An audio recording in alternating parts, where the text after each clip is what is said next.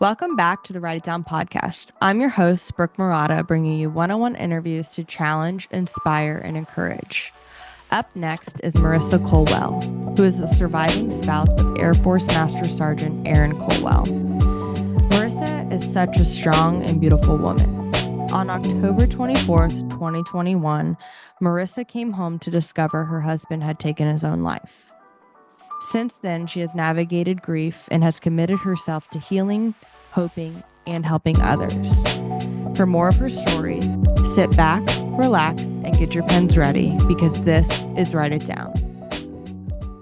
Welcome back to the Write It Down podcast. I'm your host, Brooke Murata, on the mic with Marisa Colwell. Marisa, thank you for joining us. Yeah, thank you for having me. Excited to be here. I'm super thrilled to share your story. I'm glad we got connected. Marisa is another friend through Jason, who is running the Over Never Out military and veteran benefit concert at John Bon Jovi's in February in Nashville. So I'm super pumped to be able to highlight some of those that are involved in this concert and in this event. So Marisa, I know that you have such an amazing story and you're able to offer hope and encouragement through loss, and you're able to help others that are struggling with mental health.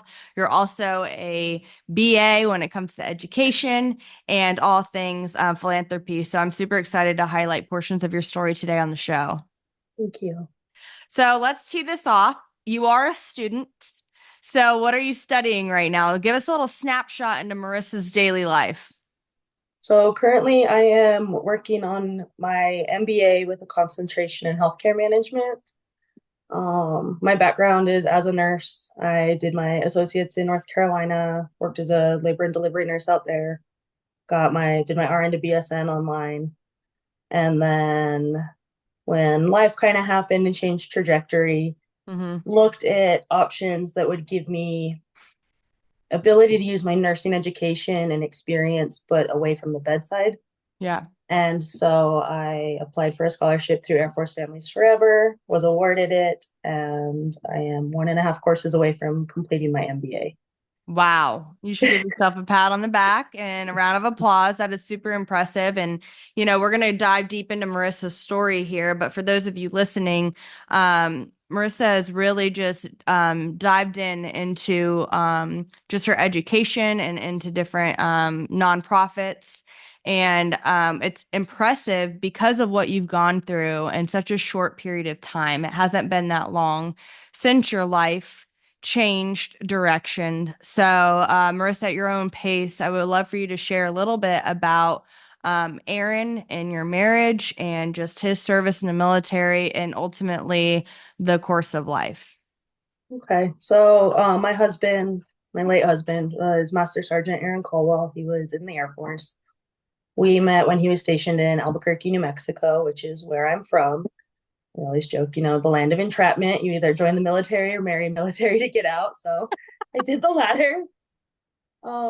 But less than a year after we met, we wound up moving to North Carolina, Fort Bragg, North Carolina, Fort Liberty now, and got married. Eventually out there, I got my nursing degree. He was working kind of a specialty assignment out there. You asked me what he did. I honestly couldn't even tell you. They told me that early on, like, you'll get to know about this much. Okay. As long as you keep him safe and he enjoys what he does, cool. Right. But during our time there, he wound up opting to cross train to the cyber warfare career field within the Air Force and just talk about passion. Like, saw that man light up talking about cyber. And I know we were talking about before we started, I am not tech savvy. So he's sitting here going on about coding and Linux. And I'm like, Yes. foreign Okay. language. Yeah. Awesome. We can't even get our cameras to turn on for this interview, but Aaron was tech savvy. Very much so. One of the most brilliant people I've ever known. So he cross-trained in 2019 and thought he had been picked up for their offensive pipeline, which would have meant 2 years in San Antonio, Texas. Well, tell the military what you want. They're going to say, that's nice. Here's what we need. And somehow we wound up with orders to Hawaii, where he was assigned to be a cyber planner with no experience in the career field. So it was kind of a slap in the face to him. Mm, One of those like the more I try and control my career, the more it's kind of thrown in my face that I have no control. And right. so we wound up out there late 2019. COVID hit 3 months later. Lockdown happened. Talk about island fever. You're already trapped or you're already on this small island. Now they're Yeah. telling you can't leave. So I think that was part of it. The just isolation, him being cyber, they were tasked to work from home, like, but then also just the lack of that feeling of central, like locus of control for him. Mm-hmm. Um, so it was probably early 2021, he had started talking about, I want to try and get a conditional release from the Air Force and transfer Army to become a warrant officer. So I don't know how familiar you are with military, but Mm-mm. warrant officers are geared to be technicians in their career field. So if you're a cyber warrant officer, you're made to be a technician, you're made to do that job. Versus if you're enlisted or a commissioned officer, as you promote, you wind up managing people. Okay. He so he promoted to the rank of E7 or Master Sergeant before he hit 11 years in service, which is fairly unheard of. Wow. But that also produced its own challenges of him feeling like he had imposter syndrome. Most Master Sergeants were significantly older, many more years in service, Yep. and then him being new to the career field, he had, younger and lower enlisted that had more experience in cyber and probably knew more of the ins and outs of it than he did, but they're looking at him for answers. So early 2021, talking about trying to transfer Army, which you ask most anyone, most people don't try and leave the Air Force to go to a different branch. Usually Mm. people who have been in Army, Marine, if they're trying to transfer, it's to go to Air Force. And because the joke is, oh, cushy chair force. But basically was told, you can try and apply, but we're low on master sergeants in the career field, so you're not going to get a release. Wow. But outside of that, so it was October 24th that he died by suicide. I came home from working a night shift to find that my essentially worst nightmare had, or, something I never thought could happen, but, him dying was one of my worst nightmares, losing my best friend. And yeah, my life was flipped on its head at that point. So, um, I think one of the biggest things I've learned from that loss is the people and connections in your tribe Mm, truly save you. We had amazing friends out there who they housed me until I could bring him home. They helped arrange his, celebration of life. They made sure that kind of my crappy to-do list all got to done. But so that was kind of the turning point for my nursing career as well, is I don't feel like I can go back to bedside nursing after that. right. And so I was trying to figure out, okay, what do I do now? I spent 10 months not working for the first time in my life. My entire life, I've held at least one, if not two or three jobs at any given point. Um, Mm, Something my parents always instilled in me was, work ethic and work hard for what you want. Things are earned, not given. right. Right. But those days, it Wow. was literally just survive one day to the next. Yeah.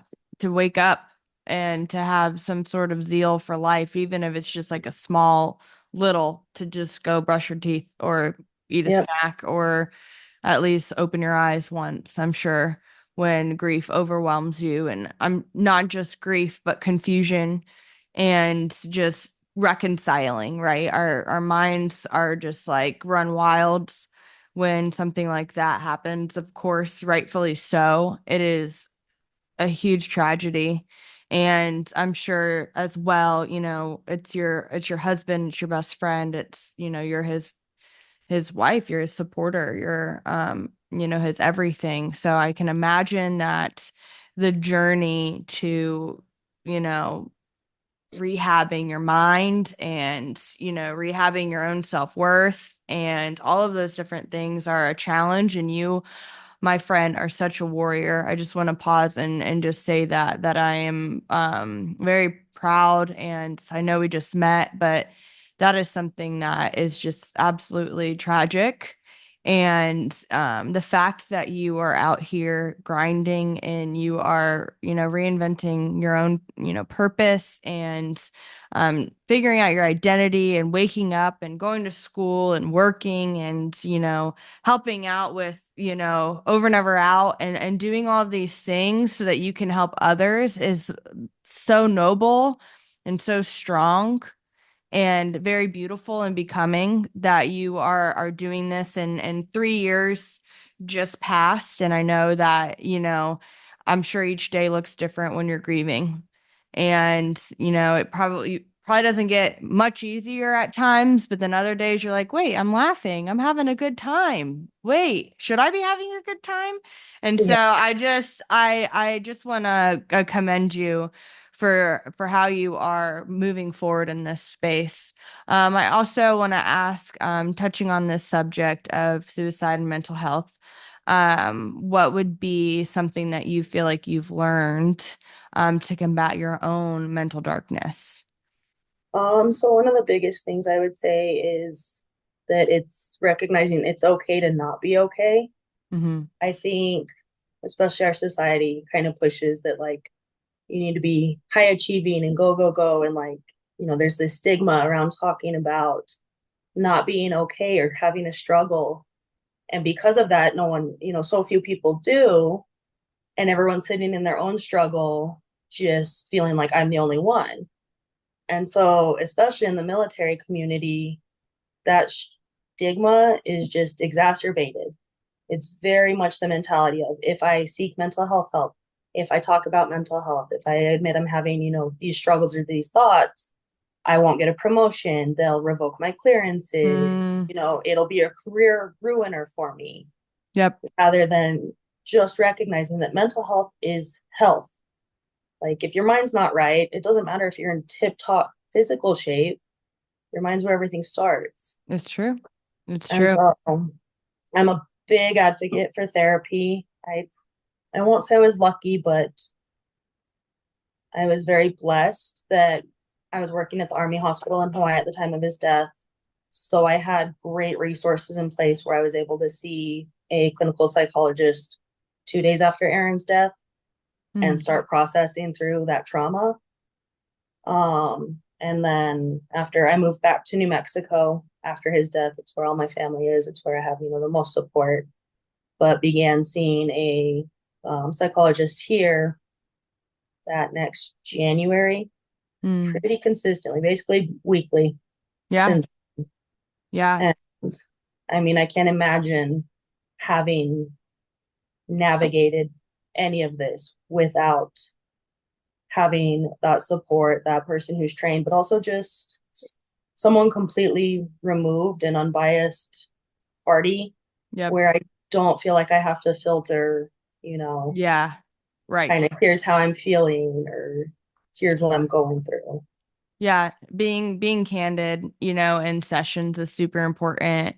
Feeling safe, feeling like someone is has a little more objectivity instead of an emotional subjectivity, right? Because, Exactly. I know like emotions want to recruit. So if I'm happy, I want to recruit others to be happy. If I'm Yeah. sad, I want other people to be sad with me, right? Because there's this almost like recruiting response to an emotion.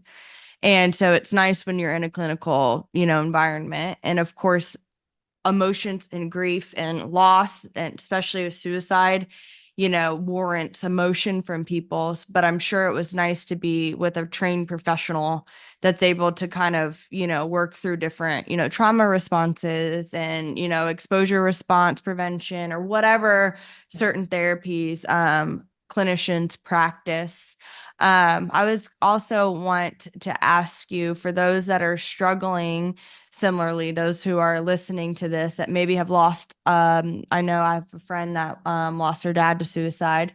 And so those that are left in the wake, what piece of advice would you give to those that are contemplating taking their own life?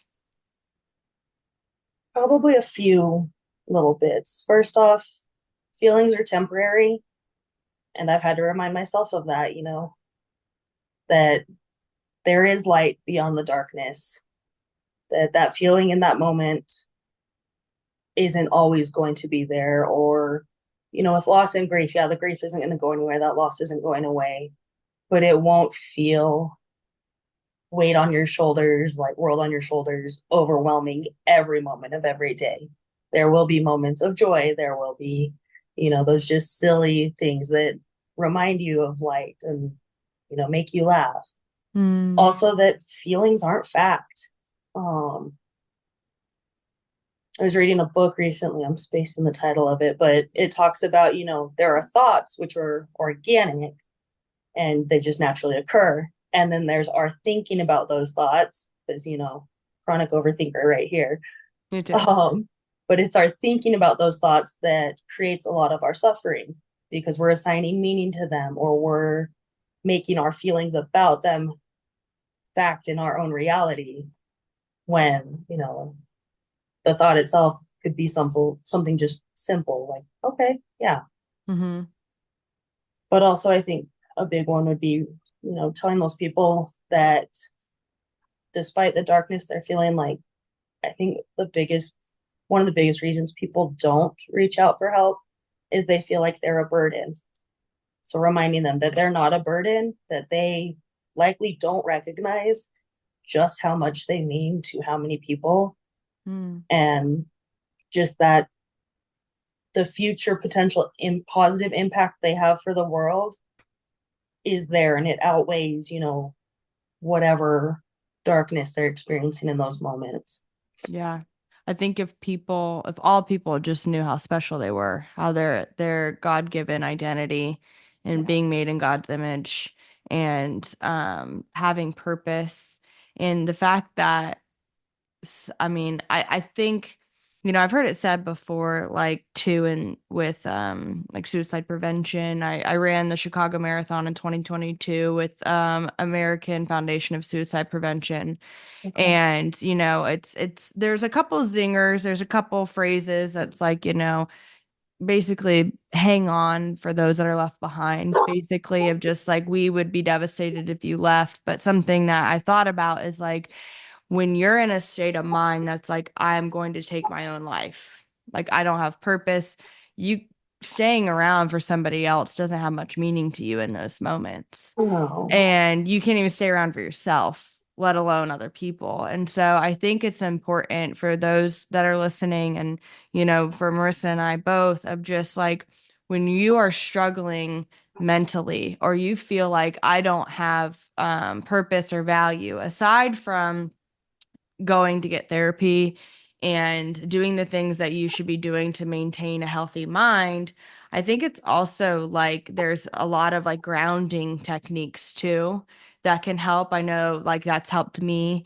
at times, where it's just like, all right, what is it that makes me like very aware of my surroundings? What is it that makes me aware of like what's actually happening in my life, right? Gratitude, you know, thank you, God, that I have breath in my lungs. Thank you, God. Sometimes that's all you can say. It's just like, thank you, God. Thank you, God. Thank you, God. Yeah. And I think it's important for people, whether they never struggled with mental health, which count your blessings, Yeah. or for those that have, to really spend some time writing out what makes you you. Because when you're in a mental space that feels dark, you have zero concept of who you are and who you are to others. You don't know the gravity you have in your relationships. You don't know the joy you bring your parents. You don't know the joy you bring your workplace, because everything is right in here of just like, I'm worthless. You start believing lies. And Yeah. so I just want to encourage those listening, like, kind of step outside of that for just a second. Even if you feel like you have to go back to that because it's comforting to be in a vicious cycle, really externalize what makes Brooke Brooke, what makes Marissa Marissa, what brings Marissa joy. Is it going to get her nails done once a week? Great. Go get your, like, what is it? Yeah. Because you can always find reasons and things to be like, oh no, I can't. I don't have time. Oh no, I can't because of this. But something, Marissa, you probably know with October 24th, 2021, is you don't want to leave any what ifs on the table. No, because they'll be never ending. The spiral of what ifs is a never ending Is one. a never ending cycle. And so it's also that shift of what if to what is here now. And I remember I was going through a really, really dark mental phase in my life. And it's sad to think about, but I used to not even, I couldn't even repeat the date back, which, like, so I would, just for instance, for those of you watching and listening, I was in such a dark place that I used to write the date down, like May 12th, 2021. And I would look at it and I couldn't verbalize what it said. And then, and an hour later, I would test myself, what's today's date? And I couldn't remember. That's how much, like, I feel like my synapses weren't working Yeah, just completely disconnected and kind of dissociated from. from everything. Yeah. And so when you're in that state of mind, you don't want to be making decisions in those state of minds, right? Like, and that's what Marissa's trying to tell us is like emotions are not facts and emotions are temporary. Because I just remember like genuinely being so scared that I couldn't remember the date. And then I started feeling bad about myself that I didn't even know the date at 20 something years old, right? So it's this like vicious cycle of your mind's just like picking out at things. And I know for me, I was like in therapy, but I also like just started to go horseback riding. I don't know how to ride a horse. Like I stopped doing that, by the way. So if I'm not very equestrian, but it helped to just start to go do things that had zero thought. None. Like I'm not solving the riddles. I'm not, doing 2 plus 2. I'm not repeating dates. I was literally like outside just like petting a horse or something. And so I would also encourage those out there that feel like they can't get out of their own way, or maybe they are in, therapy and they're like, all right, I was diagnosed bipolar. All right, I was diagnosed schizophrenia. All right, I was diagnosed OCD. And you get all these diagnoses and then you start to go, well, maybe I'm this. And then all you do is just think about it and think about it and ruminate on what you could be and what your mind might be doing. I sometimes think we need to just go touch some sand, right? Go get your hair done. Go get your nails done. Guys, go ride a horse. Yeah. Like just something that just takes you outside of all of this and puts you in a space to just be gentle with yourself, be gentle with nature, yoga, go for like a walk, a run, grab a coffee with a friend, do something to kind of spike those endorphins, because our minds and our feelings can be dirty, dirty liars, Oh yeah. especially when we're struggling. And so I'll get off my whole therapy speech session, but I just want you to know that I do empathize with you of just kind of the chaos, right? And in that space of your mind can be really cruel. And so it's just important for all of us to be gentle with one another and gentle with ourselves when we're struggling with it. This episode is brought to you in partnership with the Over Never Out concert for the military and our veterans. This event will take place in Nashville, Tennessee on Friday, the 21st of February in 2025. At John Bon Jovi's bar in Nashville, Over Never Out will join other bands, businesses, and nonprofits to raise awareness of the suicide crisis amid the military and veteran communities. If you would like to learn more or sponsor this event, please visit the link in our episode description. Now, back to the show. What is it like in your mind, if you could give us just a little overview when you wake up every day and you go study for a test or you show up to work? What is it that's driving you right now? Um, I mean, part of it is like intrinsic. I've always been a high achiever. So it's one of those like, I need to do my best. If I'm going to do something, I need to do it to the best of my ability. But then also the gratitude. After I applied for the scholarship, I wound up applying for a remote utilization review nursing job. I applied for both of them, not thinking I was going to get either, by the way. Did not intend like expect to work full time and do grad school together, but here we are. Yeah. So, but the gratitude for like the amazing job setup I have and the team I have, my manager, my leadership, they're understanding, they're incredible. Like, it's always been one of those, oh, if you need the entire month of October off because Aaron's birthday and his death anniversary fall in that month, like if you have leave, use it. If it's leave without pay, like that's okay. Mm, Um, when it comes to school, when I'm struggling to find that motivation, and I'm just like, oh, I'm exhausted, or I don't want to stare at a computer anymore today. Part of it is the fact that my scholarship is in Aaron's memory. And so I was like, mm, I need to do really well because this is honoring him. yep.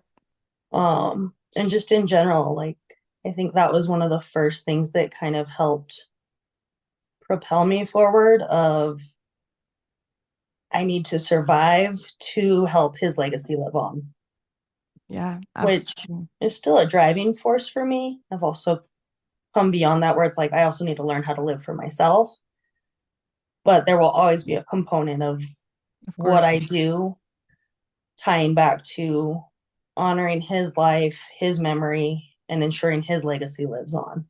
Yeah, absolutely. And I think it can definitely be both, right? You can cultivate a life that's like, okay, who am I just as an individual as I build because you have a life and hope and joy and redemption and things ahead for you that are realized now and also within reach.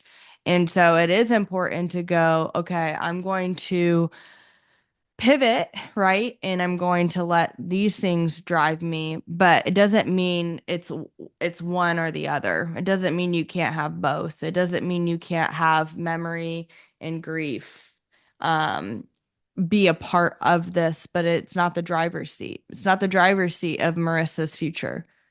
The driver's seat is everything that's ahead, the things that are hopeful, the things that bring you joy, the redemption, the gratitude, and the memory, and the grief, and the confusion, and the compartmentalizing, and the tendency to ruminate are all still components of the story, but Yeah. it's not the author and it's not the driver's seat.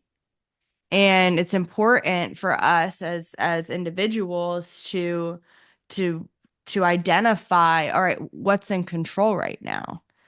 And I think it's super impressive that you know yourself. You're like, all right, I can't do bedside. I can't. And Yeah. that's obvious, right? That is like hard. Even if you didn't have something like this happening in your life or happened in your life, it's hard because you're dealing with illness and families and grief every single day. And for those of you that do this, thank you so much. It's definitely it's hard. I know plenty of nurses. And so I commend you for knowing yourself of like I can't. But just because you can't do that doesn't mean you're not doing more and you're not pursuing more and you're not pursuing excellence and you're not going to have more doors open for you to have hope yourself and hope for other people. And so, Marissa, I just have to commend you fully for how you've pressed forward and pursued the dreams and things in your heart and mind. And it's not selfish. I think it's actually a very beautiful thing that you're pushing the way that you're pushing. And I'm honored to host you and to share your story today. I just want to say that. So thank you for being so strong. Well, thank you. I appreciate that. Absolutely. You're beautiful inside and out, and I'm very excited for what's ahead for you. And as you continue to share your story and Aaron's story, and how you're diving right in to offer hope. Tell us just a little bit before we get to rapid fire and write it down, the two nonprofit ideas that you have. So the first one, it was early December of 21 that I was at Costco with my family and just like had a complete breakdown in Costco because Aaron never really shopped for himself. Like I swear that man would wear he had more holes in his socks than sock left. Like it's like, well, why do we go spend money on that? So I would just go crazy, shopping for him for Christmas, for birthdays, whatever. So we're walking around Costco and I just have a complete breakdown realizing I'm never gonna shop for him again. I was like, okay, I need somewhere to channel that. There's the book Five Love Languages, and one of them's receiving gifts. I'm like, no, you got to flip that on its head for me. It's I would much rather give something I think would be meaningful for someone or that would like bring them joy or make them smile. Like, I don't know, giving gifts is my love language, I Yeah. guess. Yeah. And so my brother used to work with the Special Victims Unit, Crimes Against Children, with the sheriff's office out here. His wife worked with the CYFD, or Child Protective Services Agency. So they helped link me up with a family whose children were involved with that unit. So these kids have survived literal hell, crimes against children. Mhm. And the goal there was to help sponsor Christmas for kids who otherwise might not have one. And so that first year it was two kiddos. I did, some clothes, some books, and some toys. And I will always give books because I love reading. And also I think, every child should have books to read. Mhm. With the clothes, I made sure it had like a winter jacket because, it gets cold enough in New Mexico, but that way to know they're, going to be warm. And Yeah. then toys, so they have something joyful, but the whole thing just so they had something to open on Christmas morning. And, I guess the hope or the goal there is just these kids who have survived literal hell to remind them that the world isn't all dark, that Yeah. there is still light there. There is. There So I've is. done it for the past 3 years, 2021, 2022, 2023. I'll be doing it again this year. So the hope there is sooner than later to establish an actual nonprofit. Currently, I just do it out of pocket and would Yeah. establish a nonprofit mostly, I mean, yeah, to alleviate that cost directly on me, but more so to expand the reach of being able Of to course, to help others. sponsor more than one family every year. Mm-hmm. Mm-hmm. Um, Absolutely. and so that one, I don't know, it brought some joy back to my heart and like being able to just help remind others that the world isn't just darkness, that there is light still there. There is.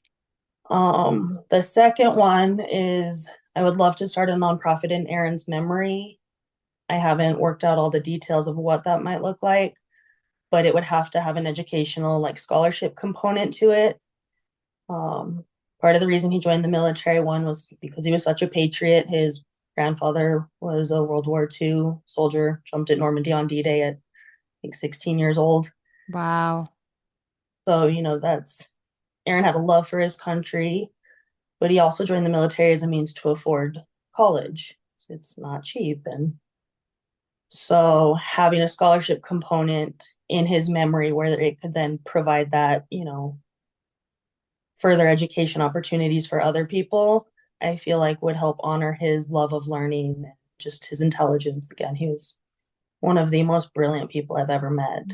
I mean, if you ask anyone who knew him, probably the top three things that would be said is his smile lit up any room that he walked in, that smile was contagious and he could make anyone else smile or laugh, and that he was just beyond brilliant. So Mhm. Yeah. Well, I love both of those ideas. I think it would do a lot of good for the world. And I love what you said that it's a good reminder that not everything is dark. And there's a lot of goodness and kindness and joy still out there. And sometimes it might feel like it's, in different corners of the world, right? But, it is out there. And I think it's super important um, that we continue to fan the flame of hope in people's lives, especially when it's hard to fight for our own. And so it's very, very noble of you. And I'm excited for these nonprofits and the people and the families that you're going to help in honor of Aaron, but also in honor of yourself and the gifts God's given you to love others and to be a helping hand and be warmth to others, even when life has felt cold at times. You've dug deep to be warm, and that is just super honorable. Marissa, I'm going to ask you a couple rapid fire questions. I'll just say real Oh, quick before you do, yeah. you touched on OVN and their event and, sources that have brought joy back to my life. How I got Mhm. linked up with OVN was through Over Never Out. Um, Met Jason through Rob, who's with Over Never Out. He worked with Yeah. Aaron in North Carolina. Wow. So Rob had reached out, hey, we're working on putting together this song. the, kind of focus of it is starting the conversation around military mental health issues, the suicide, crisis, and getting that conversation started, but also raising money to funnel back into these other organizations that are having success with promoting military mental health support, combating the suicide crisis, like OVN. So that's how I got linked up with them. Wow. Um, and I think they're incredible. Operation Vet Now, they sponsor veteran athletes to one, find healing in their own sport, whether it's, I know there's ones who do archery, motocross, like racing, just different things. So sponsoring them to find healing through their own sport, Or- but also supporting them to reach other military and veterans and help them find that healing. And so Yeah. it's just been incredible seeing the athletes they sponsor, their stories, and how they're reaching people, through these different avenues. Yeah, absolutely. And it's a great, just to highlight even more the Over Never Out event coming February 21st of 2025 in Nashville. It's just really unique opportunity to all be plugged in to bring awareness to mental health and suicide prevention within the military and our veterans and veteran spouses and family members. And I think it's really just amazing what each individual is bringing to the table for this event and to bring awareness. And I'm excited for it, the event itself, but I'm excited for the wake it'll create for continual years to come. And who knows the doors and connections that'll happen from this to further educate those that don't know much about mental health and don't know much about our military and don't know much about PTSD, how the more that we know, the more we can empathize with others.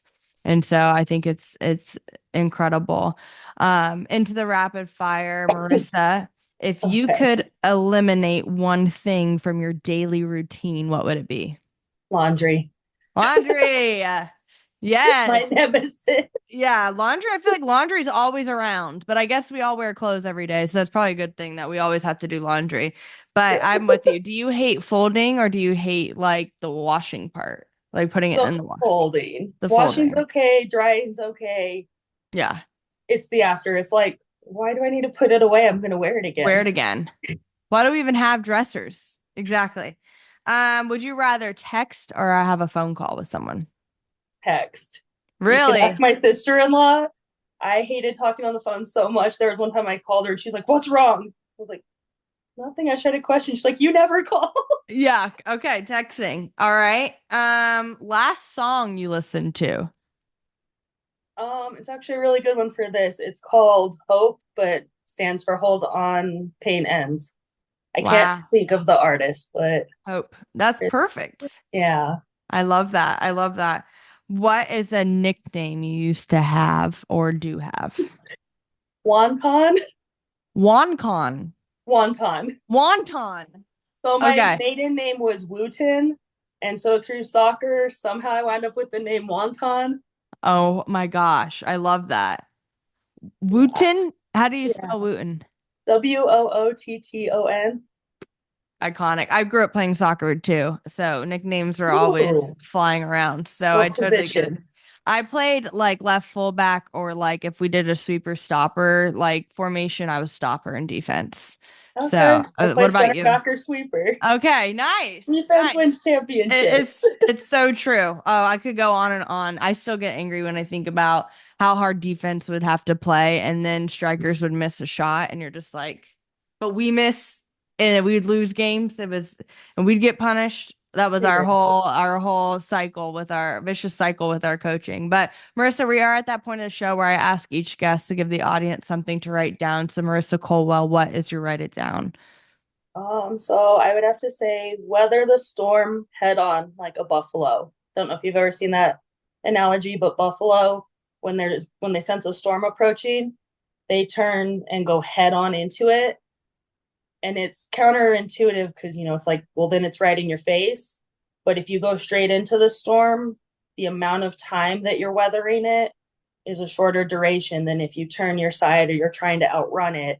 and then it's pelting you at your back. So Wow. that's, I think, kind of the approach I've taken with my healing is I, I don't try to numb. It's if I use numbing stuff, it's just going to kick the can down the road. It's going to prolong this. The pain's still going to be there.